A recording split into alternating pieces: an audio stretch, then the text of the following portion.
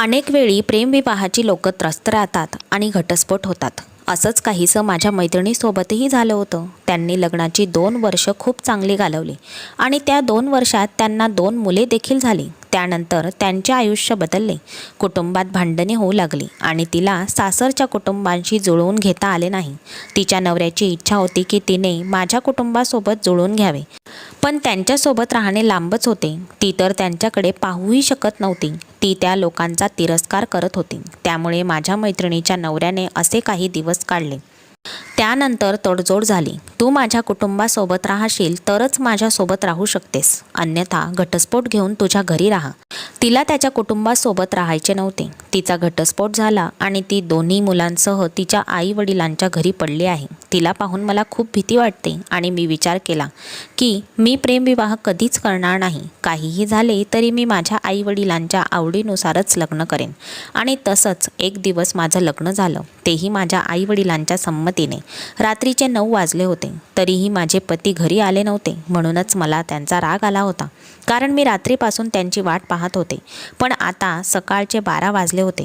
त्याला बघून माझा एकदम पारा चढला होता. लग्नाच्या आठवड्याभरानंतरच त्याचे विचित्र वागणे सुरू झाले होते. माझा खूप गोंधळ उडाला होता. त्यामुळे मला त्याचा खूप राग आला होता. पण तो हातात 2 लिफाफे फिरवत म्हणाला, ही आपल्या हनीमूनची तिकिटे आहेत. हे पाहून मला खूप आनंद झाला. मी म्हणाले, आता माझी तुझ्या विरुद्ध काहीही तक्रार नाही. आता सांगा आपण कधी जाणार आहोत? मला वाटले होते की आमच्याकडे परदेशात जायची तिकिटे आहेत आणि आम्ही दुबई किंवा कॅनडाला जाणार आहोत. आम्हाला आमचा हनीमून साजरा करता यावा म्हणून मी या सगळ्या गोष्टींचा विचार करत होते की ते म्हणाले, घाई कर, तयारी कर, आता निघायचे आहे. आता आपण कसे निघू शकतो? मी त्यांच्याशी वाद घालू लागली आणि तो म्हणाला की आपल्याला आत्ताच निघावे लागेल, कारण संध्याकाळी प्रवास करणं चांगलं मानलं जात नाही. पण मला माझे कपडे वगैरे पॅक करावे लागतील. संध्याकाळचे 5-6 वाजले होते. माझ्या सासूबाई आम्हा दोघांना म्हणू लागल्या, बेटा, संध्याकाळची वेळ घरातून निघायला चांगली नाही. तुम्ही लोक यावेळी घरातून निघत आहात. हिवाळ्याच्या रात्री खूप लवकर सुरू होतात. तुम्हाला काही मदत हवी? मला माझ्या सासूबाईने नकार दिला, पण मी माझ्या सासूबाईला चुकीचे समजून त्यांचं ऐकलं नाही. मी म्हटले की आम्हाला आत्ताच जायचे आहे. मला रात्री प्रवास करायला आवडते. माझ्या सासूबाईंना माझ्या बोलण्यावर काहीच हरकत नव्हती. आम्ही दोघे घरातून निघून गाडीत बसताच मी विचारले, कुठे चाललो आपण? माझ्या तयारीच्या वेळी मी त्याला एकही प्रश्न विचारला नाही. मग त्याने मला एक विचित्र उत्तर दिले आणि म्हणाला, जाऊन जाऊन कुठे जायचे आहे? तुझ्या बनारसला. तुझ्या आईवडिलांच्या घरी जात आहोत. आणि हो, आपण दोघे तिथेच छान ठिकठिकाणी भेट देऊ आणि आपला हनीमून करू. हे ऐकून मी थोडी नाराज झाली, कारण मी बनारसची राहणारी रहिवासी असल्यामुळे मी सगळं बनारस पाहिलेलं होतं. माझे लग्न दिल्लीत झाले होते, त्यामुळे मनातून हनीमूनची सगळी भूते निघून गेली होती. मला फिरण्याची आणि नवीन ठिकाणे पाहण्याची खूप आवड होती, पण माझा नवरा मला बनारसला घेऊन जात होता. मला राग आला, पण मी गप्प राहिले. संध्याकाळी 6 वाजता दिल्लीहून निघालो, पण वाटेत रात्रीचे 8 वाजेपर्यंत खाणेपिणेच होत होते. अशा वेळी बनारसचे रस्ते लवकर सुनसान होतात. इथले लोक रात्री उशिरापर्यंत दुकानात बसत नाहीत. संपूर्ण रस्ता रिकामा आणि सुनसान झाला होता. मी आणि माझा नवरा गाडीत एकमेकांची गप्पा मारत होतो. मग मला काहीतरी गडबड जाणवली. एक काळ्या रंगाची गाडी मला 2-3 वेळा ओव्हरटेक करताना दिसली. असे वाटले की गाडी आमचा पाठलाग करत आहे. ती गाडी सुमारे 20 मिनिटं आमचा पाठलाग करत होती. माझ्या मनात एक विचित्र भीती निर्माण झाली होती, पण हे मी माझ्या नवऱ्याला सांगितले नाही, कारण गाडी चालवताना त्याची नजर गाडीवरून हटायला नको. त्याचे जर दुर्लक्ष झाले तर त्याची खूप मोठी किंमत मोजावी लागेल आणि त्याचे लक्ष विचलित होऊ नये म्हणून मी गप्प राहिले. माझे मन मला सांगत होते की मी असं कोणतंही काम करायला नको ज्याचा सोहनला राग येईल, कारण तो बराच वेळ चिडचिड करत होता. तू माझ्याशी खूप वाईट वागतेस. लग्नानंतर बायकोने जिभेवर ताबा ठेवायला हवा, असे तो म्हणाला. बरं, सुरुवातीच्या काळाला मुली खूप लाजाळू असतात.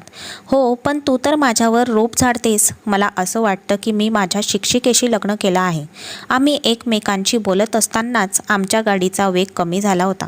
क्षणातच आमच्या मागच्या कारने आमच्या समोर अचानक येऊन आमचा रस्ता अडवला. क्षणासाठी तर वाटले की आमचा आता अपघात होणार आहे, पण त्या माणसाने आमच्या कारचं निरीक्षण करत अशा पद्धतीने आमच्या कारला थांबवले की आम्ही दोघेही हक्काबक्का झालो. आमचे प्राण वाचावेत म्हणून आम्ही फक्त देवाकडे प्रार्थना करत होतो. त्यांच्या गाडीचे दरवाजे उघडले होते. आम्हाला वाटले की हे पोलिसांची गाडी असावी. ती खूप उंच गाडी असते. जेव्हा आम्ही पाहिले, कारमधून बाहेर पडणारे लोक 1-2 नव्हते, तर 6-7 लोक गणवेशात नव्हते, तर त्यांची काळे आणि निळे कपडे घातलेले होते.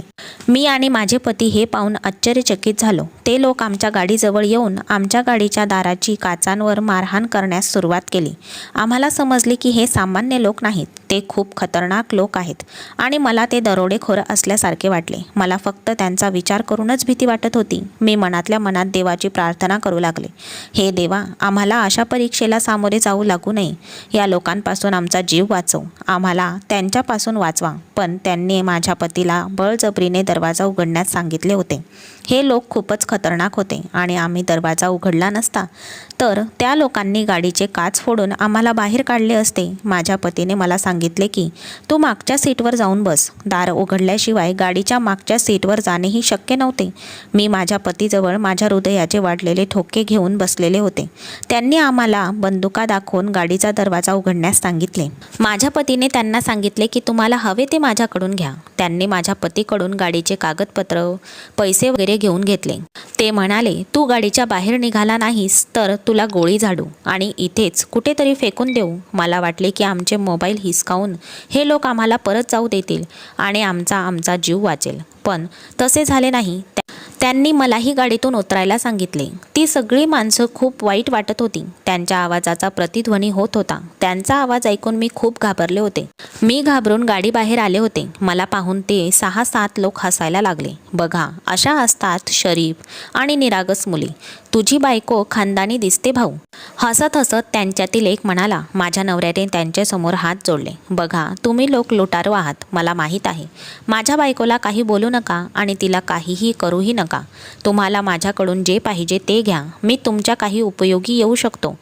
तुम्ही जे मागाल ते मी तुम्हाला देऊ शकतो. तुम्ही माझी कार देखील घेऊन जाऊ शकता. आम्हाला दोघांना जाऊ द्या. हे ऐकून ते लोक हसू लागले आणि त्यातील एक त्यांच्या गाडीकडे बोट दाखवून म्हणाला, जानेमन, आमच्याजवळ तुझ्यापेक्षा जबरदस्त गाडी आहे. आम्हाला तुझ्या गाडीशी नाही तर तुझ्या मालशी देणं घेणं आहे. मालपेक्षा सगळ्यात चांगला माल तुझ्याजवळ तुझी बायको आहे. असे म्हणून तो माणूस माझ्याकडे सरकला. तेव्हा मला मनातून खूप वेदना झाल्या. आजपर्यंत माझ्याशी असं कोणीही बोललं नव्हतं. हा माणूस अशा भयानक गोष्टी बोलत होता. मला इथून पळून जावेसे वाटले, पण मी तिथेच उभी राहिले. मी तर फक्त माझ्या पतीची वाट पाहत होते. त्यांना कोण रोखणार? माझा नवरा त्या लोकांना कधीही माझ्याजवळ येऊ देणार नाही, त्याचीही मला खात्री होती. पण त्यांनी माझ्या पतीला मारहाण करायला सुरुवात केली. त्यांच्यातील एक व्यक्ती माझ्याकडे येऊ लागला होता. मला वाटलं इथून पळून जावं, पण मी उंच सँडल घातले होते. ते परिधान करून पळून जाणे शक्य नव्हते. त्यावेळी भीतीने संपूर्ण शरीर थरथरत होते. या लोकांनी माझ्या पतीला पकडून बाजूला नेण्यास सुरुवात केली. माझा नवरा ओरडत होता, देवासाठी माझ्या पत्नीला सोडा. ती माझी इज्जत आहे. तुमच्या घरीही आई बहिणी असतील. असे करू नका. माझे नुकतेच लग्न झाले आहे. मी माझ्या पत्नीला तिच्या आईवडिलांच्या घरी घेऊन जात आहे. असे काहीही नाही. माझे पती ओरडत होते, पण लोक परत परत हसत होते. मी स्वतः खोल खाईतून मला पडल्यासारखे वाटत होते. आपण सर्वांनी मिळून या बाईसोबत आनंद लुटूया. आणि त्यांच्यातील काही लोक माझ्या पतीला आमच्या गाडीजवळ घेऊन गेले आणि त्यांना गाडीत कोंबण्यात आले. मीही त्या गाडीच्या दिशेने धावत गेले, पण एका माणसाने मला माझा हात पकडून मागे खेचले आणि माझ्या पतीला दोन्ही हातपाय बांधून मागच्या सीटवर बसवण्यात आले होते. त्यांनी बंदुकाच्या जोरावर माझ्या पतीचे अपहरण केले होते. माझा नवरा मला सांगत होता की इथून पळून जा. मीही पळण्याचा प्रयत्न केला, पण त्या माणसाने मला पकडले. तो खूप मजबूत होता आणि त्या माणसापासून स्वतःला सोडवून पळून जाणे शक्य नव्हते. माझ्याबरोबर उभ्या असलेल्या माणसाने आमच्या सर्व वस्तू एका पिशवीत जमा केल्या होत्या. त्या लोकांनी आमच्याकडून पैसे, माझे दागिने आणि लहान कपडे असलेली बॅग हिसकावून घेतली, पण तरीही त्या लोकांनी आमचा जीव सोडला नाही. माझ्या नवऱ्याकडून गाडीच्या चाव्या देखील घेतल्या. माझ्या पतीला गाडीच्या मागच्या सीटला बांधले आणि मग त्या माणसाने गाडी चालवली. मी तिथून निघून गेले असते, पण मला धरून ठेवलेली माणसे दोघेही खूप खतरनाक होते आणि त्यांची शरीरयष्टी खूप उंच होती आणि त्यांच्या चेहऱ्यावर दाढी होती. मला इथून पळून जाण्याची कोणतीही शक्यता वाटत नव्हती. दोघेही मला गाडीच्या दिशेने घेऊन जाऊ लागले. मी मोठ्या आवाजाने ओरडायला लागले कारण माझ्याकडे दुसरा पर्याय नव्हता. मी हे ऐकले होते की अशा संकटाच्या वेळी आपण आपला देव आठवायला हवा आणि तो आपल्या शक्तीने आपल्याला वाचवतो. म्हणून मी देवाकडे प्रार्थना करत होते की त्याने मला वाचवावे. तुला पाहूनच तुझ्या नवऱ्याने तुला निवडले आहे असे वाटते. तू सुशिक्षित पण आहेस. त्यांच्यातील दुसऱ्याने रागाने मला गप्प बसवण्याचा प्रयत्न करत होता. पुन्हा पुन्हा माझ्यासमोर ह्या सगळ्या गोष्टी करून माझं डोकं खाऊ नकोस. आम्हाला जे करायचं आहे आम्ही तेच करू. तुझ्यासारखी स्त्री आम्हाला पुन्हा पुन्हा नाही मिळणार. अशा अश्लील गोष्टी ऐकून मला त्या लोकांचा खूप राग येत होता. माझे वडील असते तर त्यांनी त्यांचे तुकडे केले असते, पण त्यावेळी त्या निर्जन जंगलात देवाशिवाय माझ्यासोबत कोणीही नव्हते. मला स्वतःची लढाई स्वतःच लढावी लागणार होती. पण माझ्या शेजारच्या सीटवर बसलेल्या माणसाकडे माझी नजर गेली. त्यावेळी माझे होश उडाले होते. त्यावेळी मला त्याच्या जागी एक कुत्रा दिसला, पण एक भयानक रूप असलेला माणूस माझ्याजवळ येत होता की तो माझे नाश करेल. एकाने त्याला आवाज दिला आणि म्हणाला. त्या माणसाने माझ्या पिशवीतून 2 कागद बाहेर काढले. तेव्हा त्याने घाबरलेल्या चेहऱ्याने ते दोघेही वाचून शांत झाले. पेपर्स वाचल्यानंतर दोघेही माझ्याशी मृदू वागायला लागले. दुसरा जो माझ्याकडे सरसावत हात पुढे करत होता तो सुद्धा जणू काही मला पळवून नेलेच नाही अशा प्रकारे शांत बसला. असं वाटत होतं जणू त्या लोकांनी त्यांचा विचार बदलला असावा. मनातल्या मनात विचार आला की हे सगळं अचानक कसे थांबले. मनात देवाचा नाम जप सुरू केला आणि मी हनुमान चालीसा वाचू लागले आणि मनात विचार करू लागली. पण त्या पेपर्समध्ये असं काय होतं ते पाहून ते लोक गप्प काय झाले या गोष्टीचा मी मनात विचार करत होते. त्यानंतर एका कारने आम्हाला जोरदार धडक दिली. मला कळलंच नाही की काय झालं. जेव्हा माझे डोळे उघडले तेव्हा मी बेडवर पडले होते. ते कुणाचे तरी घर सारखे वाटत होते. मला प्रथम वाटलं हॉस्पिटल असेल, पण ते कुणाचं तरी घर होतं. माझे डोळे उघडले तेव्हा काल रात्रीचा किस्सा माझ्या डोळ्यासमोर येत होता. मला पूर्ण कथा आठवू लागली आणि मग मी कल्पनाही करू शकत नव्हते की त्या लोकांपासून माझा जीव कसा वाचला. मला माझ्या नवऱ्याची सर्वात जास्त काळजी वाटत होती, कारण एका स्त्रीसाठी त्यापेक्षा जास्त महत्त्वाची गोष्ट असू शकत नाही. मला असं वाटतं की मी खूप मोठी चूक केली आहे. मला पुन्हा पुन्हा माझ्या सासूबाईंचे शब्द आठवत होते. जर फक्त त्यांच्या विनंतीनुसार मी त्यांच्याशी सहमत असते, एवढ्या लवकर मी घरातून बाहेर निघाले नसते, तर आता इथे पश्चाताप करत बसले नसते. मी हा सगळा विचार करतच होते की खोलीचा दरवाजा उघडला आणि तोच माणूस ज्याने माझे अपहरण केले होते तो खोलीत शिरला. मी घाबरून ओरडणारच होते की त्याने हाताच्या इशाराने मला गप्प राहण्याचा इशारा केला. सध्या तुमची तब्येत ठीक नाहीये, तुम्हाला बोलता येणार नाही. माझ्याही पायाला खूप मोठी दुखापत झाली होती. काल रात्री आपल्यासोबत एक दुर्घटना घडली आहे आणि तू माझ्या घरी आहेस. आता जास्त नाटक करण्याची गरज नाहीये. बघा, तो प्रसंग देवाने लिहिला होता. हे सर्व आम्ही केलं नाही. आता जे काही झालं आहे ते आपल्याला एकत्र सहन करावे लागेल. आता या क्षणी तुम्ही माझ्या घरात आहात. आम्ही खूप सभ्य लोक आहोत आणि इथे कसलेही नाटक रचण्याची गरज नाही. अन्यथा जे घडणार होते ते घडू शकते. मी तुझ्या नवऱ्याबद्दल काही बोलत नाही, पण आम्ही तुझे काही नुकसान केलेले नाही. त्यामुळे माझ्या वडिलांसमोर रडून कोडून जास्त नाटक करू नकोस. मी त्यांना सांगितले की तू माझ्या कारने जखमी झालेली मुलगी आहेस आणि तू माझ्या वडिलांना हेच सांगशील तर बरं होईल, नाहीतर खूप वाईटही होऊ शकतं तुझ्यासोबत. मला खूपच भीती वाटत होती, कारण तो मनुष्य अशा शब्दात बोलत होता. एक गोष्ट निदान चांगली घडली होती, ती म्हणजे माझी इज्जत तरी वाचली, म्हणून मी निश्चिंत झाले होते. मी तर अजूनही कुणाच्या तरी घरात होते. मला माझ्या नवऱ्याची खूप काळजी वाटत होती. मी त्या माणसाला विचारण्याचा प्रयत्न केला, पण तो खोलीचा दरवाजा बंद करून बाहेर गेला. विविध प्रकारचे विचार येत होते. मला समजत नव्हते की काय करावे. मला माहीत नाही की माझा नवरा मला स्वीकारेल की नाही. पण त्याच दिवशी संध्याकाळी जेव्हा तो माणूस माझ्या खोलीत आला तेव्हा त्याने एक विचित्र गोष्ट केली. त्याने मला त्याचे नाव सांगितले. माझे नाव शंभू आहे आणि मी तुला इथे आणले आहे जेणेकरून तुझी जखम बरी होईल आणि मग मी तुला तुझ्या घरी सोडीन. मीही तुला तुझ्या घरी सोडून येईल. तू काळजी करू नकोस. तू इथेच थांब. माझ्या बहिणीप्रमाणे पूर्णपणे सुरक्षित आहेस तू इथे. जर तुला याबद्दल काही शंका असेल तर मी माझ्या बहिणीला तुझ्याकडे पाठवतो. मला तर याचे आश्चर्य वाटत होते की तो माझ्याशी बहीण म्हणून बोलत होता. मी त्यांना सांगितले की मी माझ्या घरच्यांना सांगितले आहे की तू माझ्या मित्राची बहीण आहेस, म्हणून मी तुम्हाला घरी आणले आहे.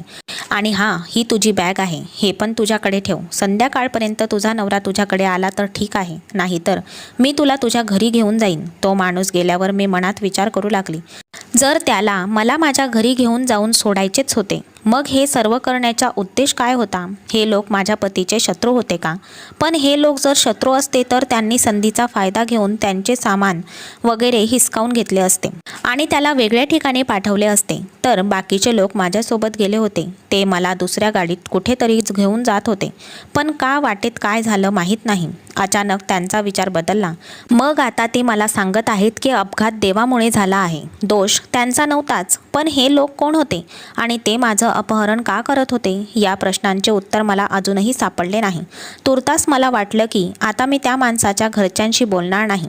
तो मला माझ्या घरी सोडून देणार आहे ही मोठी गोष्ट आहे. संध्याकाळी असेच घडले. डॉक्टर आले आणि माझी दुखापत आणि पायाला पाहिले. पट्टी केली. किरकोळ जखम झाली होती. इतक्यात शंभूही आला आणि म्हणाला, तू ये, गाडी बाहेर उभी आहे, तुझी वाट पाहते. तुला तुझ्या घरचा पत्ताही सांगावा लागेल. मला तुझ्याबद्दल वाईट वाटते. आम्ही गाडीत बसताच तो मला म्हणाला. त्यामुळे माझे हृदय धडधडू लागले. कारण काय झाले? तुम्ही मला कुठेतरी दुसरीकडे घेऊन जात आहात का? तुम्हा लोकांना माझा फायदा घ्यायचा आहे का? नाही बहीण, तसं असतं तर आम्ही तुला गाडीत बसवून तुला माझ्या घरी आणले नसते. तुझ्या नवऱ्यासमोर तुला एवढा त्रास दिला आहे. कदाचित आम्ही असे कधीच केले नसते. कदाचित एवढं क्रूर कृत्य आम्ही कधीही केलं नसतं. शंभू मला सांगत होता की तुझ्या बॅगेतून अशी एक गोष्ट निघाली, ती बघताच आम्ही तुला सोडले. हे ऐकून मी माझे कान टवकारले. तो बोलत होता. मीही त्याचे म्हणणे आवडीने ऐकत होते. माझ्या बॅगेत अशी कोणती वस्तू होती जी तुम्ही बघताच मला सोडून दिले? तुम्ही पाहिले असेल तर मला पण दाखवा. तू ते पाहिलंस तर बेशुद्ध होशील. मी तुला आधी तुझ्या घरी नेईन, मग तू घरी जाऊन ते बघू शकतेस. मला नाही वाटत की इथे तुझी तब्येत बिघडावी. त्या माणसाचे बोलणे ऐकून मला खूप राग आला. कोण आहेस तू? तुम्ही लोक माझे आणि माझ्या नवऱ्याचे अपहरण का केले होते? तुम्हाला ते सांगायला आवडेल का? पण आता हे सर्व काही कळूनही फायदा नाही. विश्वास ठेव, आम्ही तुला हातही लावणार नाही. तुझ्यासमोर रात्री अपघात झालेला. आम्ही सुद्धा जखमी झालो आहोत. तुझ्या तर फक्त पायच जखमी झाला आहे. माझी तर पाठही मोडली आहे. आता घरी जाऊन मी स्वतःला काही बँडेज करून घेईन आणि नक्कीच डॉक्टरकडे जाईन. काही हाडं तुटल्यास मी माझा एक्सरे देखील करून घेईल. तो माणूस रागाने बोलत होता. पण मला अजूनही खऱ्या गोष्टीची कल्पना नव्हती. मला त्याच्या बोलण्यात काही सत्यही दिसत नव्हते. मी गप्प झाले होते. त्या माणसासोबत सकाळचा मार्ग करणे मला खूप अवघड होते. मला वाटले की त्याच्याबद्दल अधिक जाणून घ्यावे, जेणेकरून मला त्याच्या हेतूमध्ये काही दोष आढळल्यास मी त्याच्या विरोधात उभी राहू शकते. मी आवाज उठवू शकते. तुला काही माहीत आहे? माझं नाव शंकर आहे आणि मी तुझ्या नवऱ्याला ओळखतो. हे ऐकताच माझ्या पायाखालची जमीनच निघून गेली जणू. तू माझ्या नवऱ्याला ओळखतोस? पण कसे? तू त्याचा मित्र आहेस का? तुम्ही माझा जाणून बुजून अपहरण केलेत, पण का? माझे म्हणणे ऐकून तो म्हणाला की तो मला संपूर्ण गोष्ट सांगेन. पण त्यानंतर मला त्याला वचन द्यावे लागेल की मी शंकरच्या घरच्यांशी याबद्दल बोलणार नाही आणि शंकरच्या कुटुंबाविषयी कोणाला सांगणार नाही. मी नाईलाजाने होय म्हणाले होते. मग शंकरने मला जे सांगितले त्याने माझा जीवच निघायचा बाकी होता. तुझा नवरा सोहम माझा खूप चांगला मित्र होता. तुझा नवरा सोहम ही मला खूप जवळचा मित्र मानत होता. सोहम माझ्या घरी यायचा आणि हे माझ्या घरच्या सगळ्यांनाच माहीत आहे. तो घरी येऊन घरातील सगळ्या कामांमध्ये मला मदतही करायचा. दादा त्याला ओळखत होता. त्यामुळे मी सोहमवर कधीही संशय घेतला नाही. माझ्या बहिणीला कॉलेजमध्ये सोडायचे असेल तर मी सोहमला पाठवायचो. मी माझ्या सख्ख्या भावाप्रमाणे त्याच्यावर विश्वास ठेवला होता. मी सोहमबरोबरच त्याच्या सगळ्या कुटुंबाला ओळखत होतो. पण एके दिवशी मी माझ्या बहिणीला काही समजावत होतो. पण मला हे समजले की सोहनचे माझ्या बहिणीसोबत अफेअर सुरू झाले. तेव्हा ते अनेकदा कॉलेजमधून उशिरा यायचे. सोहन तिला कॉलेजमधून परतही आणायचा, कारण सोहनचे ऑफिससुद्धा आमच्या घराच्या वाटेलाच होते. सोहन स्वतःच्या गाडीने जायचा. ज्या दिवशी त्याला बाईकवर जायचे असते त्या दिवशी मी माझ्या बहिणीला सांगायचो की सोहनबरोबर येऊ नकोस, मी तुला स्वतः घ्यायला येईल. पण हळूहळू सोहनने त्याच्या गाडीचा वापर वाढवला आणि तो माझ्या बहिणीला सोबत घेऊन जाऊ लागला. ही गोष्ट आमच्यात खूप घाणेरडी मानली जाते, पण मी माझ्या घरच्यांना सांगायचो की माझा सोहनवर खूप विश्वास आहे. सोहनने सुद्धा माझ्या वडिलांचे मन जिंकले होते. माझ्या वडिलांना सुद्धा कधी राग आला नाही त्याचा. पण जेव्हा आम्ही माझ्या बहिणीच्या लग्नाची तयारी करू लागलो तेव्हा एक विचित्र घटना घडली आणि सोहनला धक्काच बसला. तो माझ्याशी बोललाही नाही.